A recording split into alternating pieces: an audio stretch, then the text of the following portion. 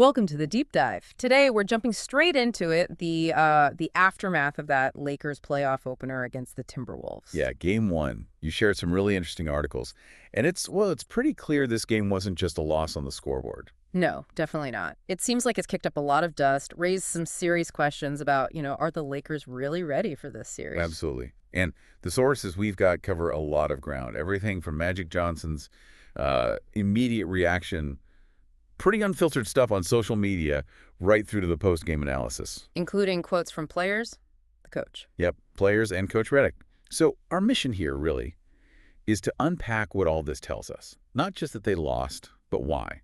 What was the mindset, and what does this maybe signal for the next game? Right, because if you're listening, you probably saw that final score, what was it, Timberwolves 117, Lakers 95. That's the one, 117-95. And you think, hang on, they had a week off to prepare. So what exactly went wrong? And, when a Lakers legend like Magic sounds off like that, it definitely makes you want to dig in. For sure. So let's start there. A 22-point loss at home to open the playoffs.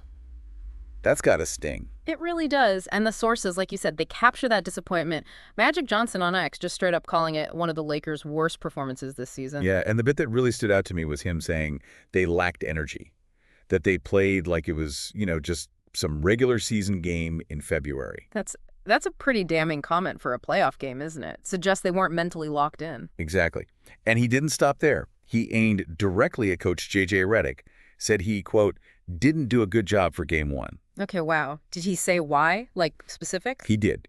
He pointed to the offense looking stagnant, too much isolation, one-on-one stuff, and, crucially, a lack of necessary adjustments during the game. That's heavy criticism from someone like Magic. Makes you wonder, what was the game plan? And why didn't it work? Or why couldn't they adapt? Well, that's the million-dollar question, isn't it? Yeah. The articles suggest that, look, maybe they tried adjustments, but whatever they did just wasn't effective, especially defensively. Because Minnesota was just unconscious. Pretty much. Their offense was humming, shot over 51% from the field, and get this 50% from three-point range. 50%. On how many attempts? 21 makes on 42 attempts, a postseason franchise record for the Timberwolves. When a team's shooting like that, Yeah.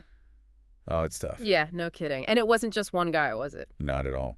Naz Reid off the bench, 23 points, hit 6 threes. Anthony Edwards was doing everything, nearly got a triple-double. 22 points, 9 assists, 8 boards, 4 threes himself. Even when his overall shooting wasn't peak efficiency, he was still impacting everything. Exactly. But maybe the surprise performer, reading through the analysis, was Jaden McDaniels. Oh, yeah, what did he do?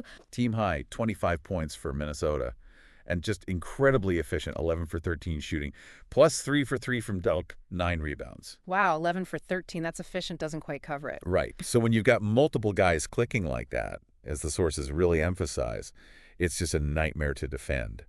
And they really took control, didn't they?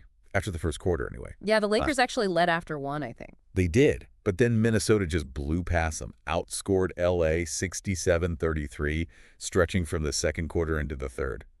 That was the ball game, really. So let's flip it. The Lakers side, what went wrong offensively for them? The overall shooting wasn't great, was it? Coot under 40% as a team.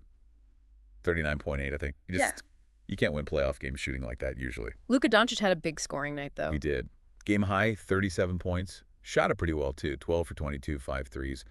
But only 1 assist. Oof. 1 assist with 37 points. That kind of speaks volumes, doesn't it? Ties back to what Magic was saying about stagnant one-on-one offense, maybe. It certainly seems to fit that narrative, yeah.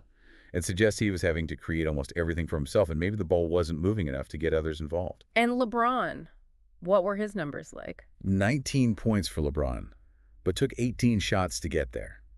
Not exactly his most efficient night either. And Austin Reeves. He's usually a key spark plug. He struggled. Yeah. Just 5 for 13 shooting.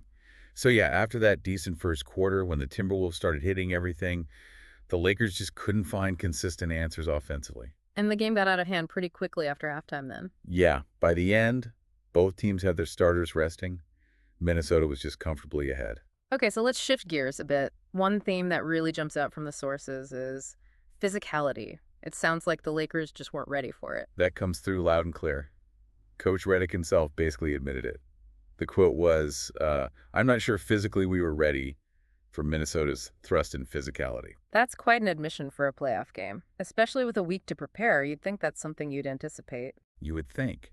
And Austin Reeves was even more blunt about it. He just said, I think that they just physically beat us from the get-go. So how did that manifest? Was it just rebounding or? Rebounding was part of it, yeah. Yeah. The articles mentioned Minnesota's plus-size front line, Gobert, McDaniels, Julius Randle, really controlling the glass. Yeah. But it also sounds like they were just bumping guys, being disruptive, forcing turnovers, making everything difficult. It created a sense of mismatch in terms of strength and intensity. That seems to be the feeling, yeah, right from the start. LeBron had a slightly different angle, though, didn't he? Something about needing to feel it first? Yeah, he suggested that maybe it took one playoff game to now get a feel for that level of playoff intensity and physicality, Yeah. sort of implying, okay, now we know what to expect, we'll respond. Kind of a we'll be ready next time vibe. Exactly, which contrasts a bit with Anthony Edwards' comments from the Minnesota side. Oh, what did he say? He talked about how Minnesota intentionally came out physical, but smartly, trying not to get into early foul trouble. Their goal was to set that physical tone right away. Interesting.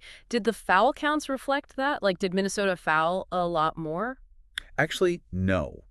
The Lakers took slightly more free throws, 16, compared to Minnesota's 11. Huh. So the physicality wasn't necessarily about drawing whistles, but more about disruption, setting a tone, like Edwards said. It seems that way. More about imposing their will, making the Lakers uncomfortable, disrupting their flow rather than just hacking away. Which brings us back to Magic's point about adjustments. If you're feeling physically overwhelmed, what do you do about it tactically? Well, the sources do mention one specific adjustment by Redick. He actually benched his starting center, Jackson Hayes, pretty early in the second half. Really? Who did he go with instead? He went smaller, tried lineups with Dorian Finney-Smith and even Jared Vanderbilt playing the center spot. Okay, so trying to match speed, maybe? Increase activity on defense. That seems like the idea, yeah. Trying to counter Minnesota's advantages by being quicker, more agile, maybe scrambling more effectively. Did it? Did it work at all? Well, the sources note that Jared Vanderbilt did provide a bit of a spark in the third quarter. He brought energy, helped them cut the deficit down a little temporarily. So there was an adjustment, and it had some positive effect, but obviously not enough to turn the tide. Exactly. It wasn't enough to fundamentally change the game's trajectory, which again kind of circles back to whether the initial plan adequately accounted for that physicality from the jump. So fast forward. Game 2 is coming up quick. What's the feeling from the Lakers camp based on the post-game comments? LeBron was focusing on controlling the controllables, which sounds like coach speak, but probably means better execution, fewer mistakes, playing their own game. Taking care of the ball, making shots, that sort of thing. Pretty much. And Jared Vanderbilt had a key quote, too.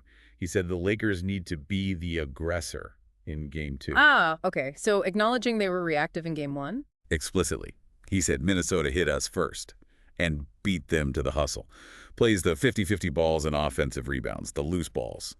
So there's a clear recognition they need to bring way more intensity right from the tip-off next time. And Doncic, despite the loss and maybe the assist number, what was his take? You know, disappointment, obviously, but also that veteran perspective. He mentioned it's a 1-4 series. It's just one game. Right, trying to keep perspective. But they don't have much time, do they? Just 2 days off. Yeah, it's a quick turnaround, not a lot of time for major overhauls, more about adjustments, and maybe more importantly, mindset. So if we try to pull this all together from the sources, what's the big picture from Game 1? I think it shows a pretty significant wake-up call for the Lakers. You've got the lack of energy flagged by Magic, clear strategic questions raised about handling Minnesota's offense and physicality, and the team itself admitting they were, frankly, unprepared for the intensity. Yeah, the Timberwolves looked really impressive, very efficient offensively, and they dictated the terms of engagement physically. And for anyone listening, I think this deep dive really highlights how playoff basketball is just different. The pressure ramps up, coaching decisions get scrutinized intensely, and things like energy and physicality become absolutely critical. It really underscores how even a talented, experienced team can get knocked back on their heels if they aren't fully prepared for what the opponent brings, especially in Game 1 of a series. It shows that preparation is one thing, but experiencing that playoff intensity firsthand can reveal challenges you didn't fully anticipate. Absolutely. So that leads to the big question, doesn't it? We've got this Lakers team, lots of experience, now facing sharp criticism, even from legends like Magic. Can they actually make those necessary adjustments both mentally and physically for Game 2?